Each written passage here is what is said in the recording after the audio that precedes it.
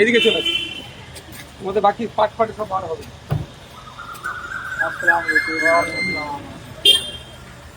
পাট ফাটে সব বার হবে।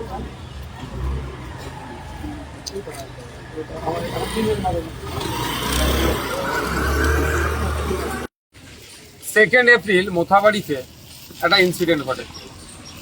তাকে কেন্দ্র করে তৎকালীন যে রাজ্য সরকার ছিল, মমতা ব্যানার্জি সরকার, অন্যায় অহেতুকভাবে আমাদের মোথাবাড়ির প্রার্থী মনোহর সাহেব সহ তার পরিবারের দুজন এবং এলাকার অনেক মানুষকে, যারা বিরোধী কণ্ঠ, বিশেষ করে তৃণমূলের থেকেও বলেছিল এবারে তৃণমূলকে ভোট দেবো না, এমন লোককেও ধরে এবারে অ্যারেস্ট করিয়ে দিয়েছিল। অন্যায়ভাবে এতদিন তাদেরকে আটকে রেখেছিল। গত দুদিন আগে কোর্টে জামিন হয়েছিল, কিছু কাজের প্রসিডিওরের ল্যাক থাকার কারণে গতকালকে জামিন হতে পারেনি, আজকে জামিন করিয়েছি। আসছে প্রায় আজকে 31 জন মোথাবাড়ি কাণ্ডে যারা অন্যায়ভাবে যাদেরকে যুক্ত করা হয়েছে তারা প্রত্যেকেই জামিন পাচ্ছে। প্রশ্ন এখানেই থেকে যাচ্ছে যে মানুষকে নামে কিভাবে মিথ্যা মামলা দিয়ে হয়রানি করেছিল। আমরা বলে যাচ্ছি না মমতা সাহেব, মানে মেন টার্গেট ছিল নমিনেশন করতে দেবো না, কিন্তু আমরা আইনি লড়াই করে নমিনেশন করেছিলাম।